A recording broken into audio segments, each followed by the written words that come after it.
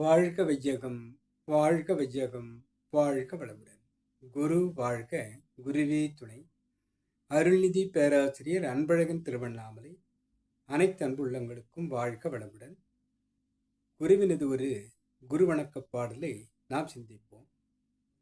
அண்டமதில் உருவெடுத்து அறிவை பெற்று அவ்வறிவு ஒன்று முதல் ஆறதாகி கொண்ட மேலாம் இவ்வுருவில் குறிப்பில்லாமல் கோடான கோடிகண்ணி அனுபவித்து கண்டபலன் என அறிய நினைந்தேனப்போ கருத்துணர்த்தி கனல் மூட்டி கருவாம் ஞான குண்டலினி எனும் என் மெய்யுணர்வு எழுப்பி குறித்து என அறிவித்த குருவே அன்பே, வாழ்க வளமுடன். அண்டமதில் உருவெடுத்து அறிவை பெற்று இந்த பூவுலகில் தோன்றி கோடான கோடி புலன்வயப்பட்ட அறிவை செயலாக்கி கொண்டு கோடான கோடி எண்ணி நாம் அனுபவித்து கண்ட பலன் என அறிய நினைந்தேன் அப்போ என்று எழுதியிருக்கிறார். ஆழியாறிலே குருமகானை சந்திக்க ஒரு பெரியவர் வருகிறார்.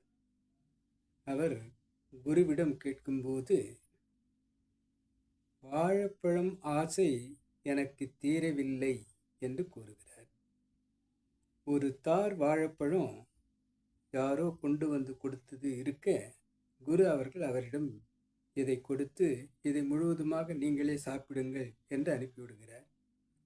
ஒரு வாரம் பொறுத்து மீண்டும் அந்த நபர் வரும்போது, வாழைப்பழம் ஆசை தீர்ந்ததா என்று கேட்கிறார் குரு.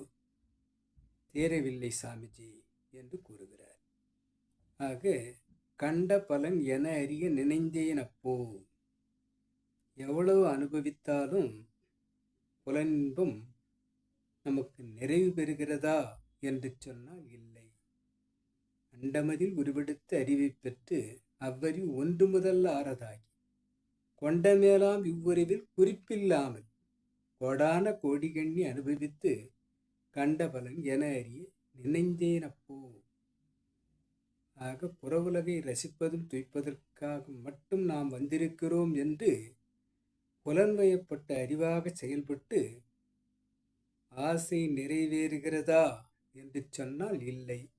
பேராசையில் சென்று துன்பத்தை, அந்த சிக்கலை, அந்த துன்ப நிலையை ஏற்படுத்தி கொண்டு சிக்கி தவிக்கிறதே தவிர இந்த ஆன்மா நிறைவு பெறுவதாகவோ இறைநிலை உணர்வு பெறுவதாகவோ அமைதி பெறுவதாகவோ இல்லை.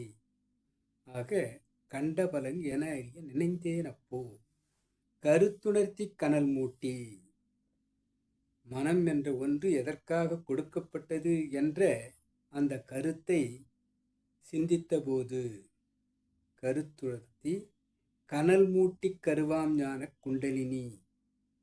கனல் மூட்டி நம்முடைய உயிரின் தொகுப்பான அந்த ஆன்மா கருமையத்திலிருந்து எழுச்சி பெறச் செய்து குரு அவர்கள் நாம் நம் உயிரை உணர்வதாக மடை மாற்றம் செய்து ஆக்ஞனா சக்கரம் என்று சொல்லக்கூடிய புருவ மையத்தில் எழுச்சி பெறச் செய்யும் போது கனல் மூட்டி கருவாம் ஞான குண்டலினி எனும் என் மெய்யுணர்வு எழுப்பு குறித்து என்னை அறிவித்த குருவே அன்பே.